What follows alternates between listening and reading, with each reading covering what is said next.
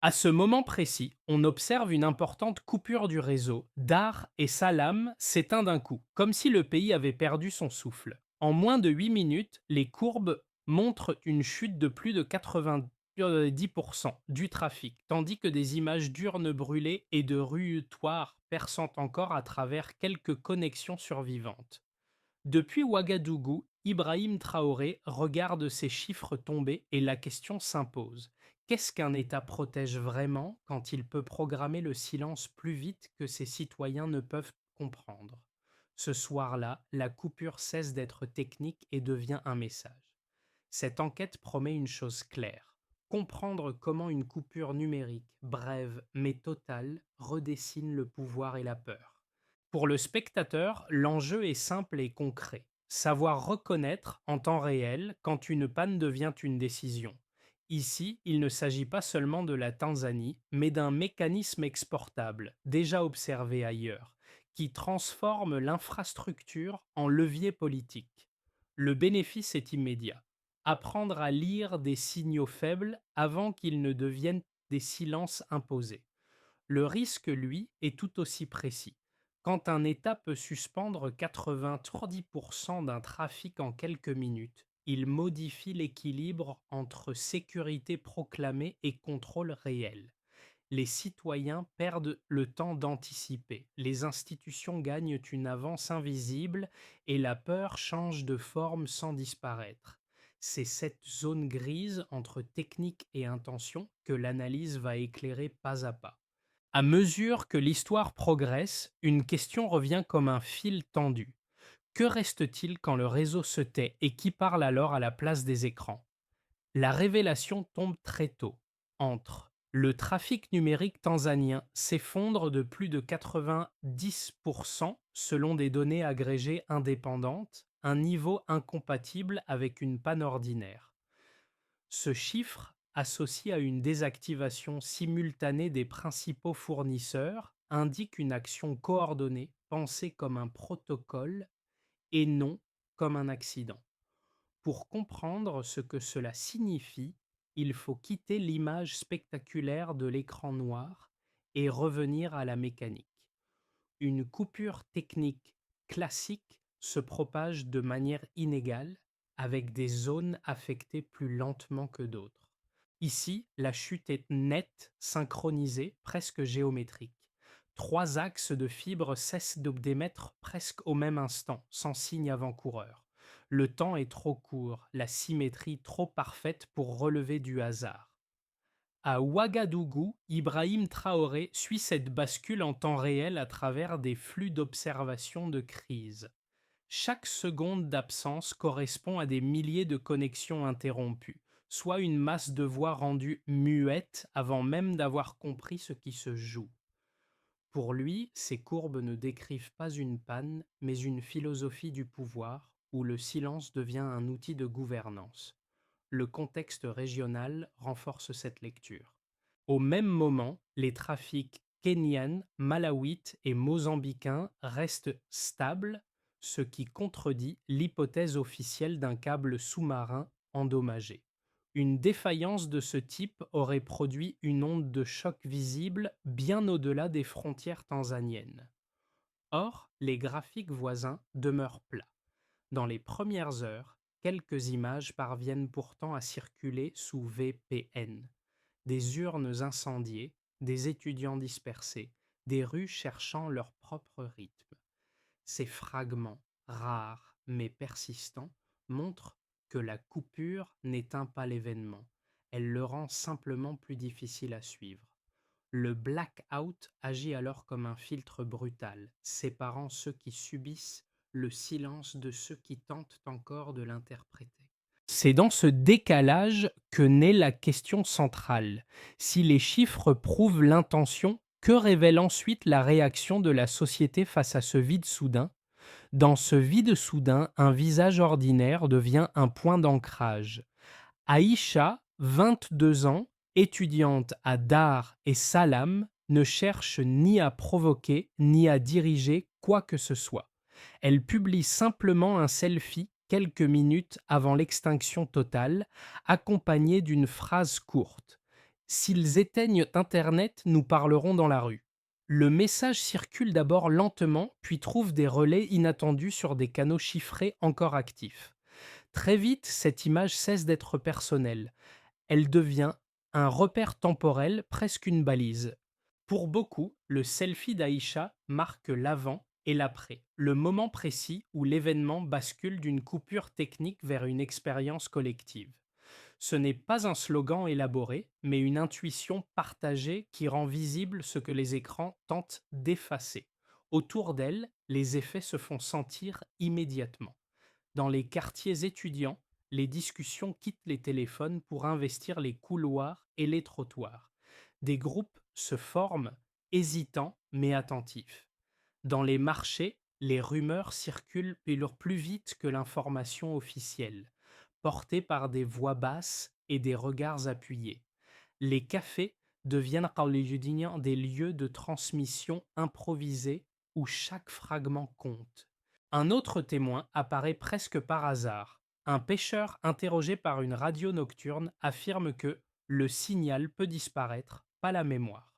Cette phrase, venue d'un tout autre milieu social, montre que la réaction dépasse les cercles militants ou universitaires. La coupure touche des trajectoires diverses, mais produit un même réflexe: combler le vide. Ces premiers gestes n'organisent pas encore une réponse structurée.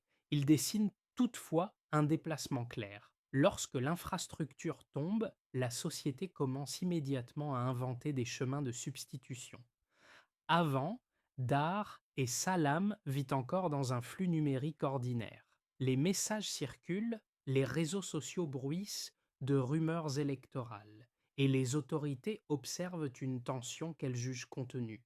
Puis le basculement s'opère sans avertissement. Les routeurs dorsaux clignotent une dernière fois et s'éteignent presque simultanément. En moins de 2 minutes, près de 87% du trafic mobile disparaît avant un effondrement total à. Il n'y a ni ralentissement progressif, ni zone grise. La coupure est franche, compacte, exécutée comme un ordre unique. Dans les rues, le changement est immédiat. Les écrans deviennent d'un noir, reflétant seulement les silhouettes immobiles de ceux qui attendent encore un signal. Les premières hypothèses circulent à voix basse: un câble sectionné, un sabotage extérieur, une panne majeure. Rien n'est confirmé, mais tout se propage. Ce flottement crée un vide informationnel où la peur s'installe plus vite que la compréhension. La ville entre dans une phase d'incertitude pure où chaque minute sans nouvelles amplifie l'angoisse. Le pic survient dans ce silence tendu. Malgré la coupure, des fragments vidéo percent l'obscurité technique grâce au VPN encore actif. On y voit des urnes incendiées, des étudiants dispersés par des gaz lacrymogènes, des slogans criés dans des rues partiellement éclairées. Ces images, rares et instables, deviennent des preuves émotionnelles. Elles ne racontent pas tout, mais elles suffisent à convaincre que l'événement dépasse une simple mesure préventive. Le chaos n'est pas total, mais il est visible. Au même moment, dans les bâtiments officiels de Dodoma, les réunions s'enchaînent. Les ministres parlent de mesures temporaires, de stabilité à préserver, de retour imminent à la normale. Pourtant, les ingénieurs savent déjà que la synchronisation observée n'a rien d'accidentel. Un rapport interne circule au cœur de la nuit, évoquant une situation difficilement maîtrisable. À l'extérieur, la population ne perçoit que le résultat, un État qui parle encore mais que plus personne n'entend. À ce moment précis, on observe une importante coupure du réseau, le signal revient partiellement. À peine 37% du trafic est restauré, signe d'un redémarrage progressif, zone par zone. Cette lente remontée nourrit le soupçon. Une panne réparée aurait produit un rebond plus net. Ici, le retour contrôlé ressemble davantage à une gestion manuelle qu'à une correction technique. Le pouvoir tente de reprendre la main, mais le rythme ne lui appartient plus entièrement. À Ouagadougou, Ibrahim Traoré observe cette chronologie comme une leçon condensée. Le déclenchement rapide, le pic de silence, puis la reprise graduelle dessinent, à ses yeux, une démonstration de force autant qu'un aveu de fragilité.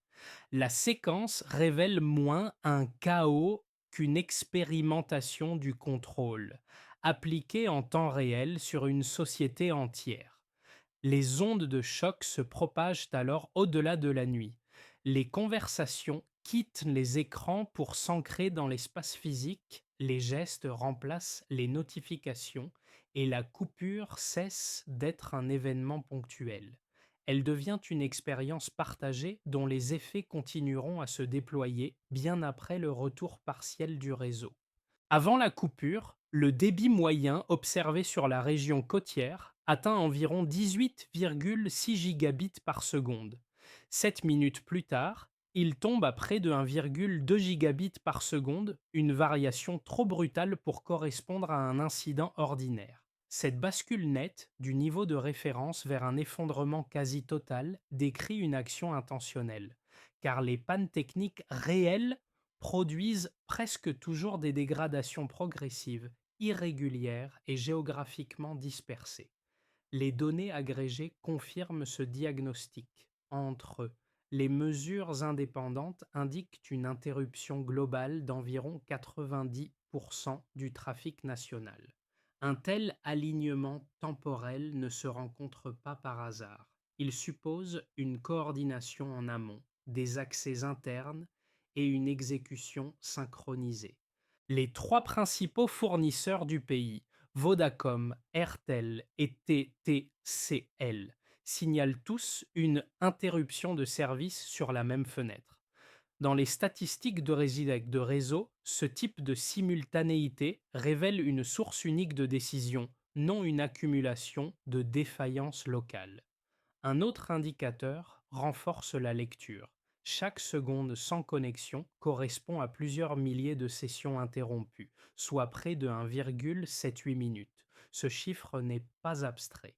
Il traduit des conversations arrêtées, des transactions gelées, des échanges d'informations brutalement suspendus. Rapporté à l'échelle d'un pays, ce volume suggère une précision quasi militaire dans l'exécution, incompatible avec l'idée d'un accident. La phase de reprise apporte un second faisceau de preuves. À partir de, le trafic ne rebondit pas franchement. Il remonte lentement pour atteindre environ 37% de son niveau initial. Cette progression graduelle indique une remise en route par palier, comme si l'ordre de redémarrage avait été appliqué zone par zone. Une panne corrigée aurait produit un retour plus rapide et plus homogène. Ici, la lenteur devient un indice supplémentaire d'une gestion manuelle du réseau. Les comparaisons régionales achèvent de fermer l'hypothèse officielle. Durant la même période, les courbes du Kenya, du Malawi et du Mozambique restent stables. Aucune onde de choc n'apparaît dans les graphiques voisins, ce qui exclut un problème sous-marin majeur. Une défaillance de câble aurait affecté l'ensemble de la zone. L'isolement strictement national du phénomène trace, là encore, la signature d'une décision interne. Un dernier chiffre éclaire la réaction sociale. Dans l'heure qui suit la coupure, les relais VPN régionaux enregistrent une augmentation d'activité de plusieurs centaines de pourcents. Cette hausse montre que la population ne perçoit pas l'événement comme une panne, mais comme une menace à contourner. La peur ne disparaît pas. Elle se déplace vers des canaux parallèles. À Ouagadougou, Ibrahim Traoré lit ces données comme un diagnostic politique. Pour lui, la chute de 18,6 à 1,2 gigabits par seconde n'est pas seulement une métrique technique, mais la traduction chiffrée d'une souveraineté numérique fragile, dépendante d'infrastructures contrôlables.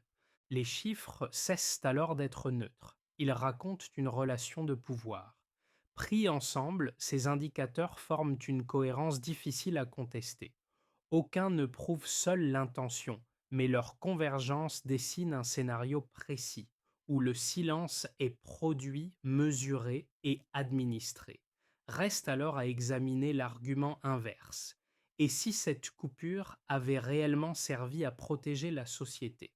Le premier argument avancé par les autorités tanzaniennes repose sur la sécurité nationale. Dans un contexte électoral tendu, saturé de rumeurs et d'images non vérifiées, une coupure brève mais totale aurait permis d'éviter une escalade incontrôlée. Selon cette lecture, interrompre le flux d'informations, même radicalement, serait un moyen de désamorcer la panique et de prévenir des violences plus larges. Le blackout n'est alors pas présenté comme une censure, mais comme un amortisseur temporaire destiné à gagner du temps et à rétablir un calme fragile. Un second argument complète cette défense. Les responsables comparent la mesure à des pratiques observées ailleurs, notamment dans des pays occidentaux, qui recourent à des restrictions ciblées, à des filtrages ou à des modérations algorithmiques lors de crises majeures. La différence de forme serait reconnue, mais pas de nature.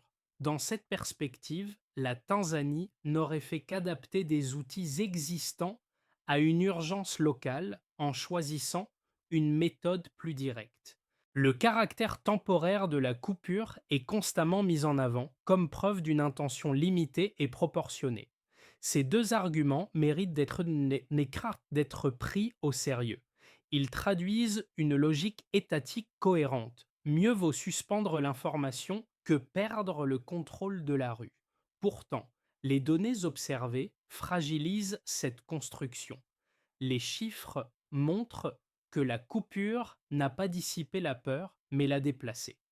Dans les heures suivant l'extinction, les connexions VPN explosent, signe que des milliers d'utilisateurs cherchent activement à contourner le contrôle. Ce comportement collectif révèle une défiance accrue, non une confiance restaurée. La comparaison internationale se fissure également à l'examen. Dans les cas évoqués en Occident, les restrictions ciblent des contenus précis ou des plateformes spécifiques. Ici, la désactivation simultanée de plusieurs nœuds de fibres vise la coordination citoyenne elle-même.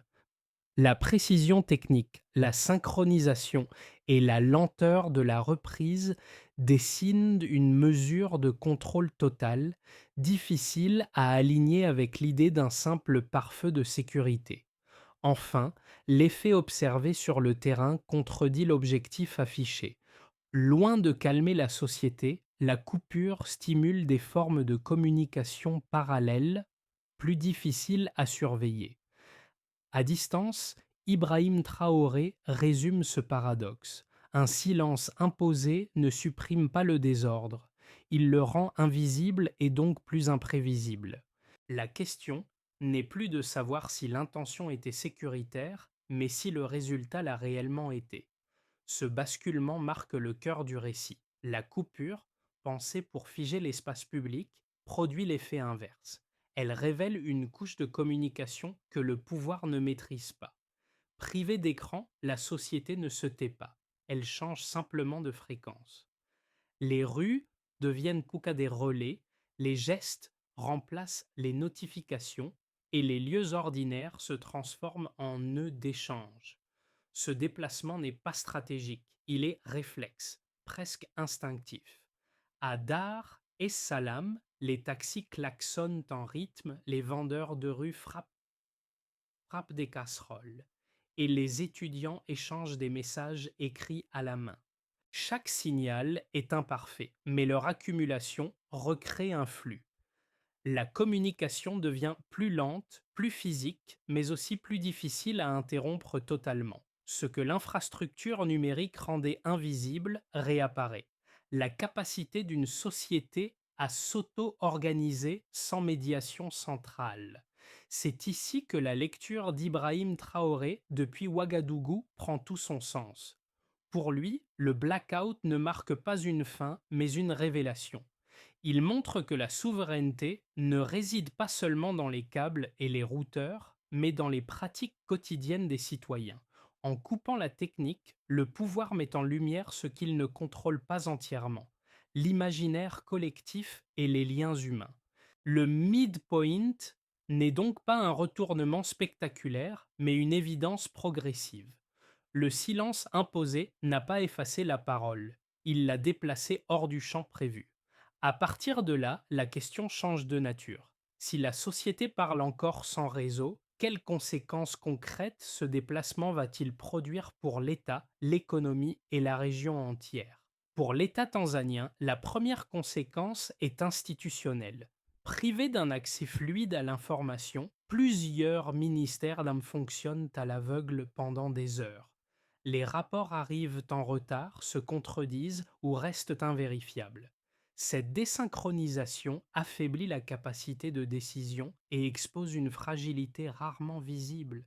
Un pouvoir centralisé dépend autant du flux qu'il prétend contrôler.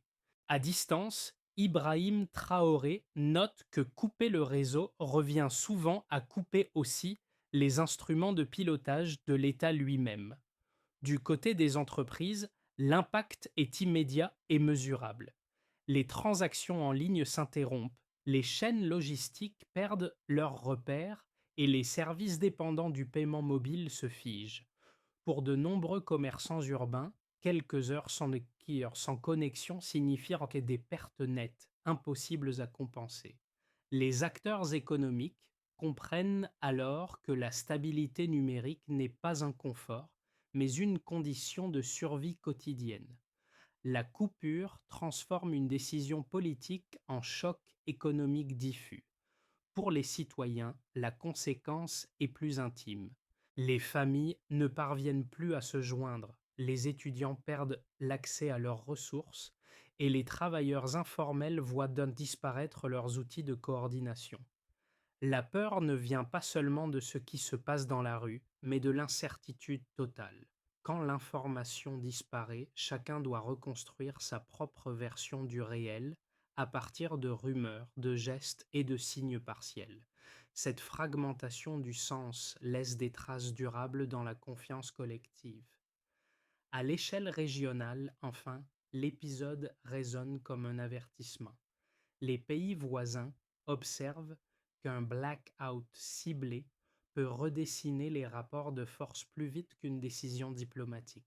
Les investisseurs s'interrogent, les organisations continentales appellent au dialogue et la notion même de souveraineté numérique entre dans le débat public. Pour Ibrahim Traoré, cette onde dépasse la Tanzanie. Elle révèle un précédent, capable d'influencer d'autres capitales confrontées aux mêmes tentations de contrôle. Ces quatre niveaux s'additionnent sans se compenser. L'État se fragilise, l'économie ralentit, la société se reconfigure et la région s'inquiète. Le silence n'a pas suspendu la crise, il l'a simplement déplacée sur plusieurs plans à la fois. Dès lors, une question s'impose pour la suite. Face à ces effets cumulés, quelles trajectoires sont encore possibles dans les mois à venir?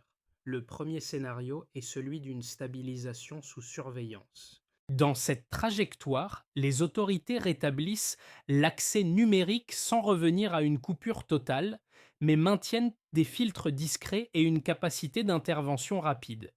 Les plateformes fonctionnent, les VPN sont tolérés tant qu'ils restent marginaux et la vie quotidienne reprend un rythme presque normal.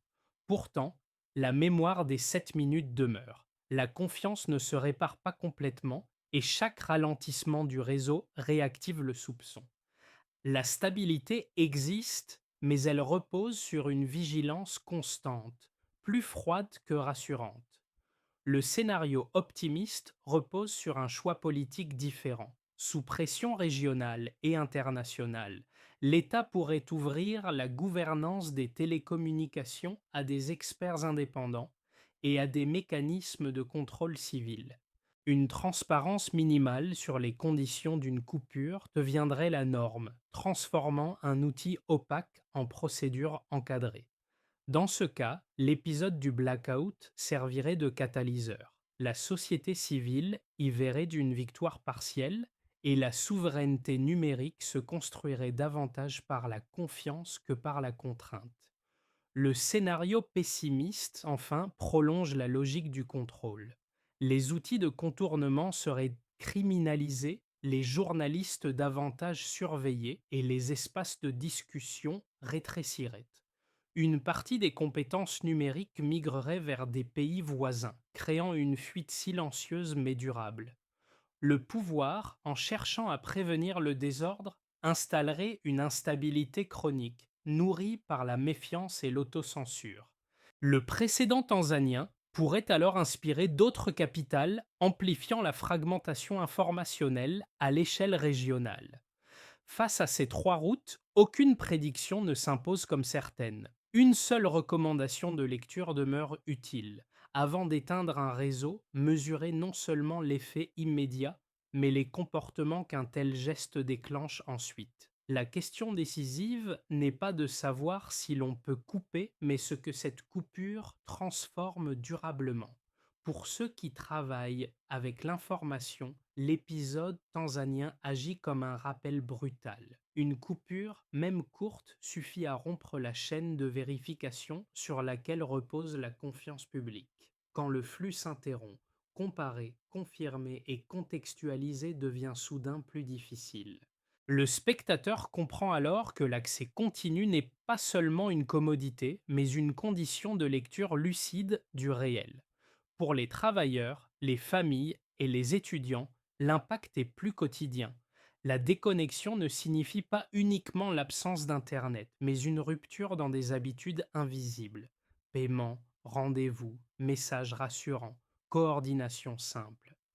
L'expérience montre qu'une communauté peut se réorganiser sans réseau, mais au prix d'un effort collectif imposé, souvent inégalement réparti. Ceux qui disposent de relais, de temps ou de compétences s'adaptent plus vite que les autres.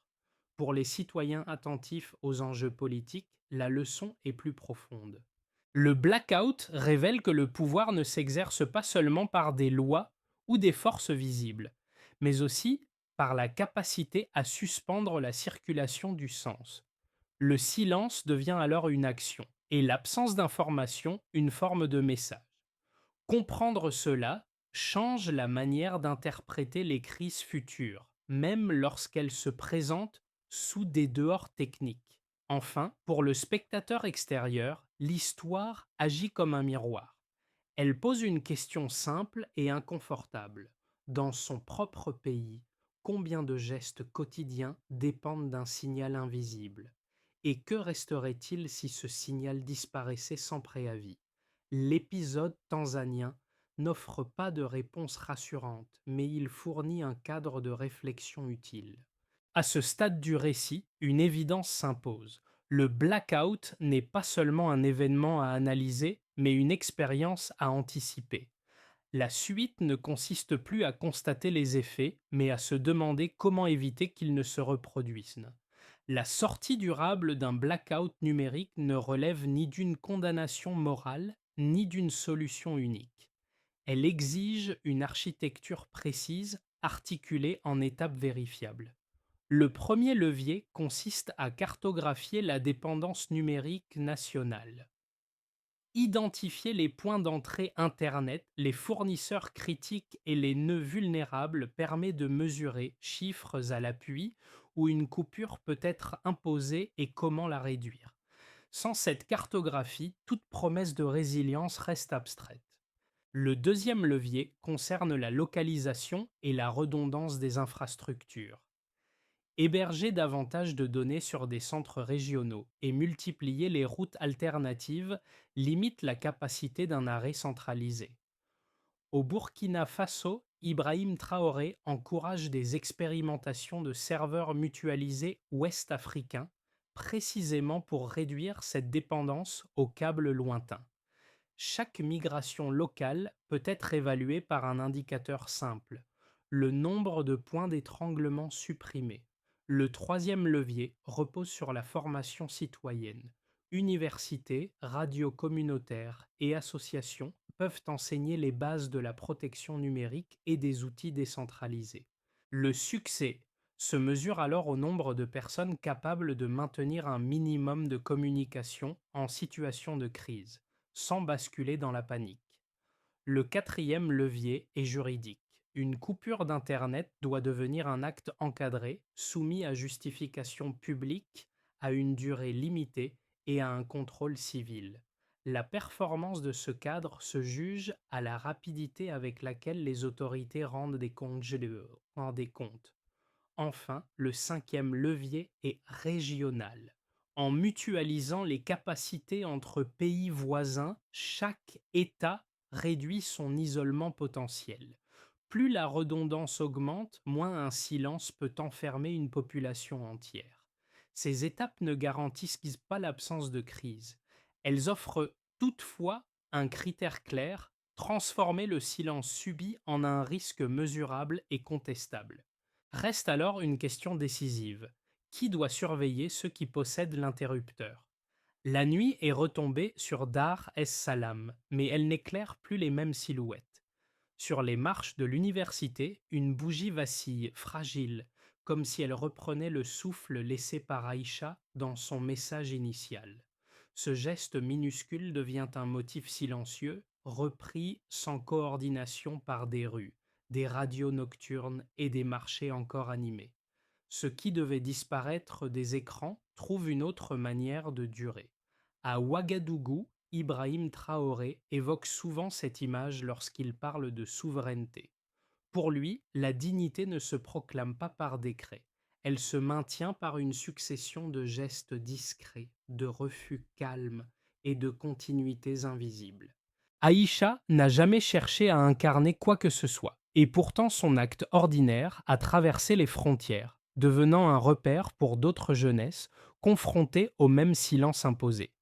Ce rappel émotionnel ne glorifie ni la coupure ni la confrontation. Il souligne autre chose. La fragilité peut porter une force durable. Quand le réseau s'éteint, ce qui subsiste révèle souvent plus sur une société que ce qui circulait avant. Dans cette résonance partagée entre Dar es Salaam et Ouagadougou, une certitude s'impose doucement. Tant que des voix trouvent un chemin, même étroit, aucun interrupteur ne peut effacer entièrement le sens. Si l'histoire de Dar et Salam continue de circuler, ce n'est pas parce qu'elle appartient à un pays lointain, mais parce qu'elle touche à une dépendance partagée. Dans chaque ville connectée, un signal invisible relie travail, relations et compréhension du monde. Les 7 minutes de silence tanzanienne rappellent que ce lien peut être suspendu plus vite qu'on ne l'imagine et que ses effets dépassent largement l'instant de la coupure. Pour le spectateur, l'enjeu n'est pas de tirer une morale définitive, mais de prolonger la réflexion. Comparer ce cas à d'autres pays, interroger les réponses possibles ou analyser les mécanismes juridiques et techniques devient une manière de reprendre prise sur un sujet souvent perçu comme abstrait. Hmm. La souveraineté numérique cesse alors d'être un slogan et redevient une question concrète discutée collectivement. Ce récit invite donc à un échange plutôt qu'à une conclusion fermée. Quelles limites accepter, quels garde-fous exiger et à quel moment un silence devient-il inacceptable?